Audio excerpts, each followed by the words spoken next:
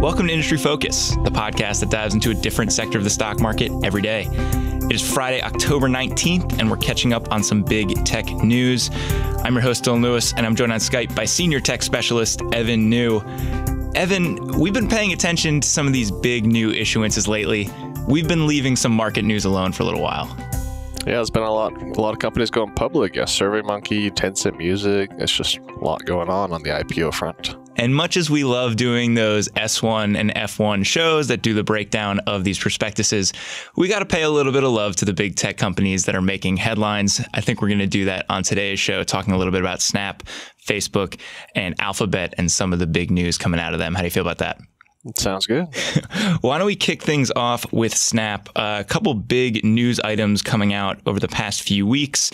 Thought it might make sense to recap on those before the company reports next week. We had a research note earlier this month from a MoffettNathanson analyst expressing some concerns about the company's cash burn. This came as CEO Evan Spiegel is reportedly targeting full-year profitability in 2019 and a stretch goal of breaking even in Q4 of 2018. I have a little bit of skepticism around that, Evan. Yeah, I don't think they deserve a lot of trust when it comes to their outlook and their forecast, because they've shown time and again that they're just not executing well and growing this ad business. MoffettNathanson is not the only analyst to expressed concerns. I mean, BTIG, like a month prior, had a similar note. They downgraded Snap to sell and also pointed to this cash burn that's really troubling. I mean, they've burned through $500 million in the first half of the year. And right now, or as of the end of the second quarter, they had about $1.5 billion in cash. So, and their cash flow is just horrendous. I mean, free cash flow is typically in this negative 200 million range almost every quarter. So it's just, they're just on this really unsustainable path. Yeah, and I think the narrative that the company is spinning is we have this new CFO. He's a little bit more financially minded, more of a kind of traditional Wall Street exec. And we're starting to see them become a little bit more shipshape, right? We're getting some guidance from them. But I don't know that you can immediately reverse a company's path in 1 or 2 quarters. You know, to your point earlier about cash flow, I mean, they're also posting operating losses of over $300 million every quarter for the past year. That's an operational issue. That's not necessarily a financial issue. Right. And then on top of that, they announced that they're expanding their Snap Originals, which is these original content shows. But now they're kind of getting into the scripted shows and docuseries. And they've done these kind of things in the past, these little bit of original content here or there. So, but this is kind of, sounds like a pretty big expansion. So these are basically just short little series that you can watch on your phone. They're vertical format. You know, each episode's only maybe 5 minutes. Then, of course, advertisers can purchase these ad spots that are 6 seconds. You can't skip them. So I don't know about that strategy either. Monetizing original content with ads original content typically is very expensive. So monetizing with advertising is just a really tough way to make money. Of course, these are short shows, so maybe the production costs aren't too big. But it just seems like kind of a weird thing for Snapchat to be trying to pull, because is that really going to bolster engagement? I mean, their user numbers are already kind of heading in the wrong direction, and I doubt that this is going to work. Yeah, in some ways, it's surprising for a company like this to get into originals. You know, you think of original content as being something that platform companies need in order to draw people in and have their model scale, right? Like, you own and operate this content, so you enjoy the leverage that comes from it. You know, you look at a Spotify or Netflix, it's a little bit different when you're licensing other people's work or paying royalties on other people's work for usage. So in some ways, you know, you have all this user-generated stuff on Snapchat, and they don't need to necessarily pay for content. But then you can also make the argument, okay, this original series, well, this gives them something that Facebook can't just copy, right? They can't just port that immediately over to Instagram because it is a Snapchat original. They own it. Right. I mean, then again, also keep in mind that Facebook is also kind of seeding some original content for its watch platform as well. So everyone is trying to do original content in their own kind of way. But certainly Facebook has quite a bit more money than Snapchat does. And the reason why this works into this financial conversation we're having about profitability, right, is you look at the books for Snap, and infrastructure costs eat up about half of revenue. And as we've talked about before, that's a variable cost because they do not own all of their IT infrastructure. So that's going to scale pretty much with usage on the platform. The other big expenses for them, I mean, it's payroll and R&D. And so if you see them laying off a bunch of people, there'll be some cost savings there. Or if you see them stop investing in AR, VR, maybe originals, then the cost structure might change a little bit. But clearly, they're still investing in new stuff and they're investing in new content. So I see all of this at being kind of at odds against long-term profitability. Right. I think that's kind of the real crux of it here, is that they just do all this weird stuff that's like kind of arguably a distraction. I mean, spectacles is a good example too. I mean, they're spending all this money developing spectacles. No one uses them. No one buys them. Now they're putting money into these originals, which of course everyone's doing it, so it kind of makes some sense at face value. But again, it's kind of unclear if it's actually going to bolster engagement, strengthen the platform at all. And of course, comes back to the money. I mean, is it going to help them grow ad revenue? We'll see. We'll see. Yeah, because that's where it's going to have to come from, right? I mean, for them to reach profitability, they're going to need really strong top line growth that outstrips all of the variable costs that move with increased usage, which basically means they need to increase ad impressions or increase the price that people are paying for ads. And I don't really know that that's going to happen. I mean, all the revenue growth that they've been posting has been because they've increased impressions. Prices have fallen precipitously since they moved over to the automated ad serving platform. And I don't really see that ending anytime soon.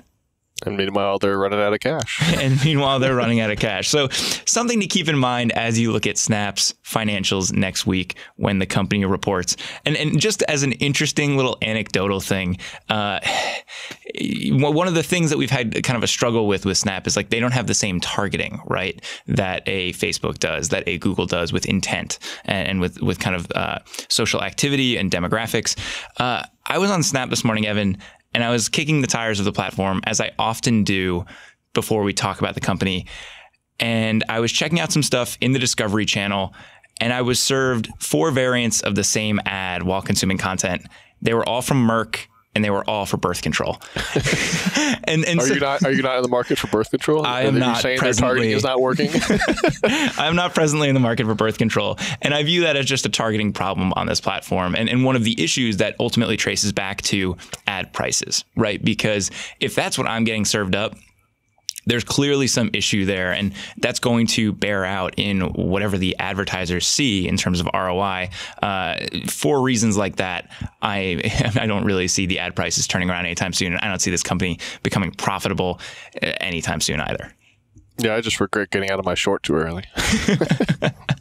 All right, why don't we switch gears and talk Android in Europe? We got a recent ruling from the European Commission basically looking at Google's Android practices and deciding that they are anti-competitive. Evan, you want to give us the rundown?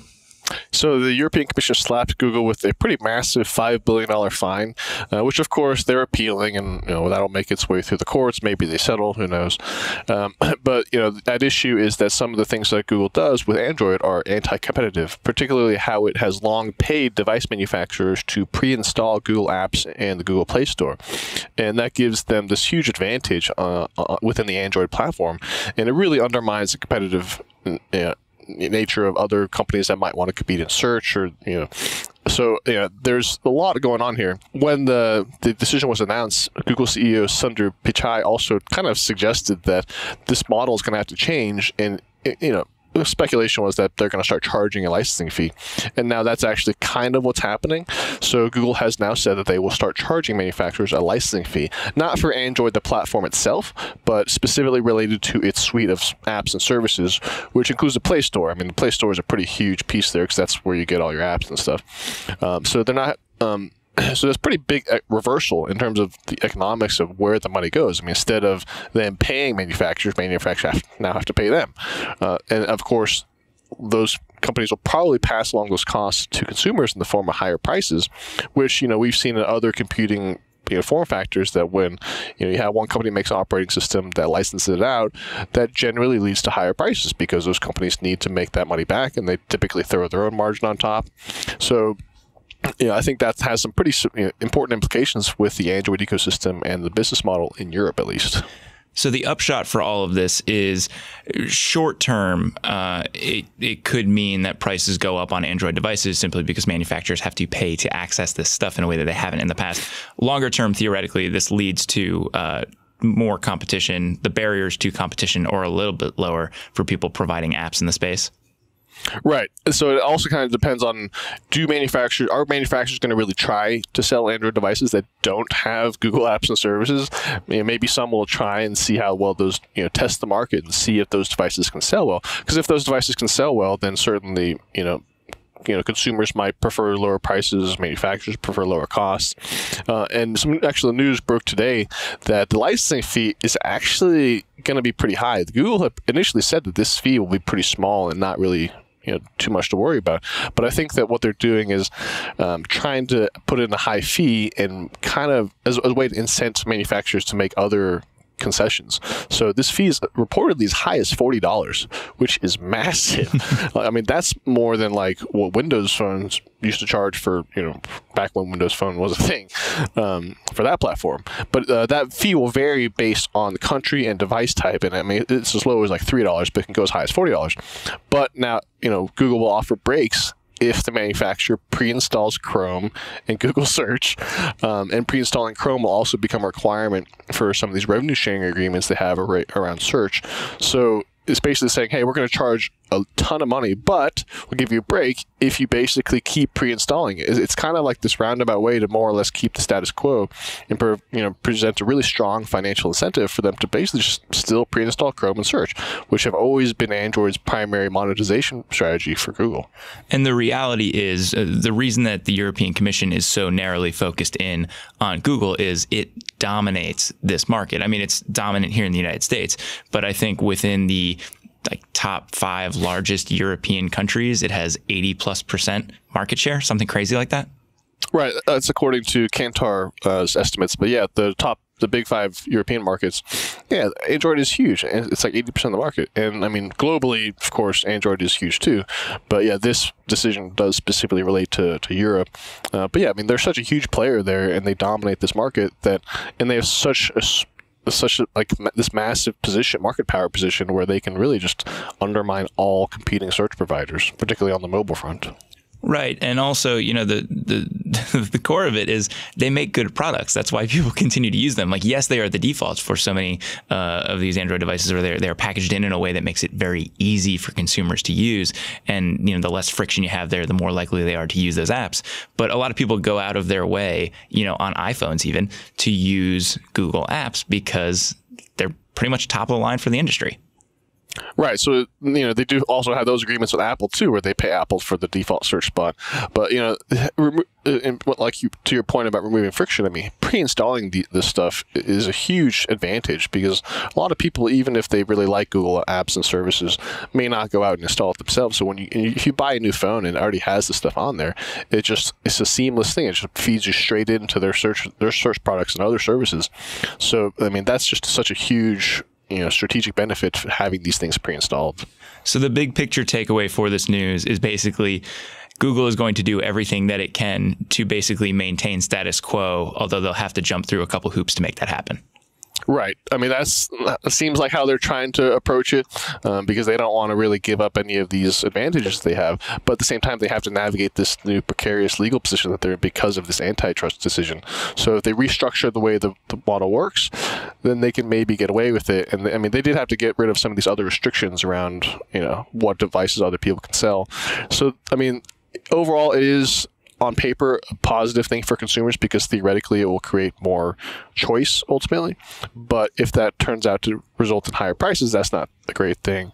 And if to the extent that Google can kind of keep things the way they are, maybe there's not as much change as you hope. All right. So Evan, it has been a rough 2018 for Mark Zuckerberg and Facebook, and recent headlines from some investors that own a pretty hefty number of shares of Facebook are only going to make things a little bit tougher for him.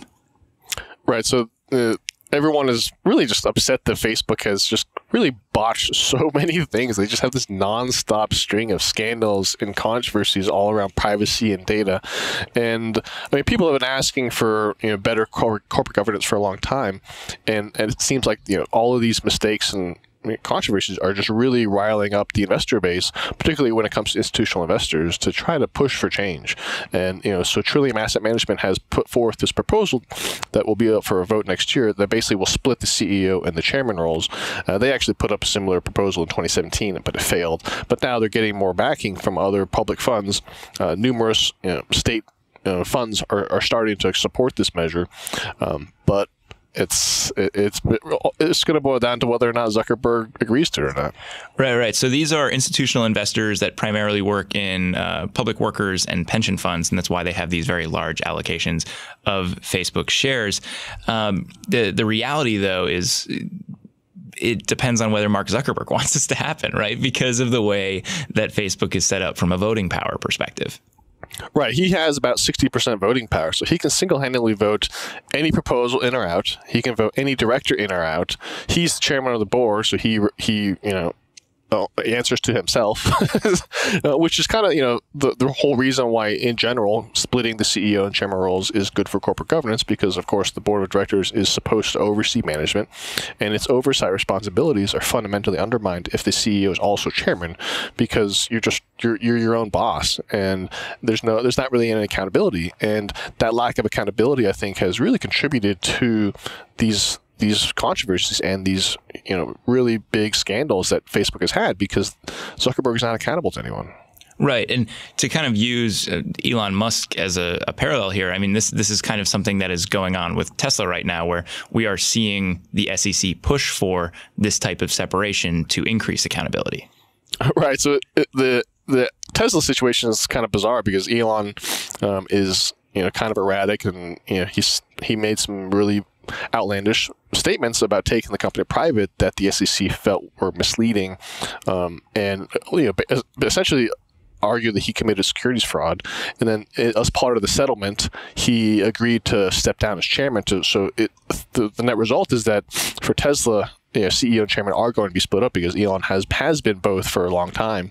So that's actually good news for in terms of corporate governance. Whether or not in practice who they pick and whether or not the board actually tries to do its job better, that remains to be seen. But yeah, so if we come back to Facebook, Zuckerberg doesn't do crazy things like Elon does that are going to get the SEC's attention. But you're not going to have that kind of outside force to make him step down. And because he has so much voting power, you really can't do it unless he agrees to it. Like, he has to voluntarily agree to it. Yeah, and normally these huge institutional investors, they want these voting shares of companies that split out their voting shares or have non-voting shares at some point. And that is why you see that slight delta between Google voting shares and non-voting shares, or Under Armour voting shares and non-voting shares. Because if you have enough of them as an institutional investor, and you have people on the inside that do not have a critical mass of voting power, then you might actually be able to wield some change. The reality here, though, is the stakes that are owned by all of these groups combined, Trillium and all of these institutional investors on the public side, combined to about 5 million shares, which is effectively a rounding error on Facebook's overall shares outstanding. And it is nothing on the 60% that Mark Zuckerberg holds in terms of voting power. Right, and it's because he has these super voting Class B shares that get 10 votes per share, and he basically has all of the Class B shares. He has something like 90, 95% of all Class B shares. So it's really kind of a grim outlook for investors, because it's pretty obvious that all the while these investors have been making these arguments, very conventional arguments, saying, hey, this is better for corporate governance, this will be good for investors. And Facebook just doesn't care. They just don't listen to the reasons. So I don't know what's going to get through to Zuckerberg, but the company has defended this setup for a long time. As I mentioned before, they voted against this in 2017 and basically said that they still think that the best, most effective leadership model is that Zuckerberg is both chairman and CEO, and that's the way they've always done it, and that's what's helped them get here today. But it's pretty clear in a lot of ways it's not working well, and we're starting to see investor unrest, and people getting upset about it. But there's nothing you can do. Yeah, barring Mark Zuckerberg recusing himself from the vote, his votes will be cast in a certain direction. I think we can be pretty sure. But all of this really highlights, the importance of corporate governance and the importance of understanding the ownership structure of the stocks that you're owning. We spend a lot of time when we're doing those IPO shows kind of looking at inside ownership and how that's held. We spent a ton of time talking about that with Snap in particular. And it can sound like a very academic discussion sometimes. This is exactly why it matters, though, Evan. Yeah, and it's also kind of worth remembering that Facebook even tried, a year or two ago to give him even more voting power when they wanted to create this third class of non-voting stock, and then they got sued by all these investors, and they essentially just dropped the plan. But the point is that obviously they wanted to even take it even further, yeah, and give him even more power so he could continue selling off his stock to fund his philanthropic interests, but keep all this power. And so it's pretty clear that they just don't listen to public investors at all. Yeah, I think by and large, Trillium and these public funds know that they are more raising an issue than probably creating any change. But it's obvious that they're not very happy with Facebook's management. Before we wrap up, Evan, I put out that we were talking about some of these companies on Twitter, and I want to take a listener question. And this one comes from Austin, who has asked us a couple questions before. And he says, what product is worse, Snap's glasses or Facebook's portal, given the company's recent privacy issues? What's your take on that one, Evan? Facebook portal is definitely worse. There's so many privacy concerns for Facebook as a company, whereas, the spectacles, they're kind of a silly product, but, as we mentioned before, Snap doesn't have this kind of crazy targeting reach into all these aspects of your lives that Facebook has. So I'm not as concerned about privacy issues there. And it's more of just a way to use the platform. Whereas Facebook's portal is very specifically just yet another way for the company to gather data on you. And there is really shocking reversal the other day when initially Facebook said that portal would not be used to gather data for ad targeting purposes, and then this week they confirmed they completely changed their stance. Oh wait, actually we will, or we can, but we don't want to, which doesn't really reassure people that don't trust Facebook anymore. And on top of that, Facebook is coming out with this reportedly working on this other type of portal device that goes on top of your TV that has a camera in it that does the same kind of video calling and watch platform stuff that Portal wants to do. So they're clearly going to keep pushing in this hardware direction, but they're going to use this to target you with ads, even after they said that they wouldn't. So for me, both of these bother me for different reasons. I think the Facebook portal and the launch of the portal just comes at a time where you shouldn't be putting cameras in people's houses. They don't trust you.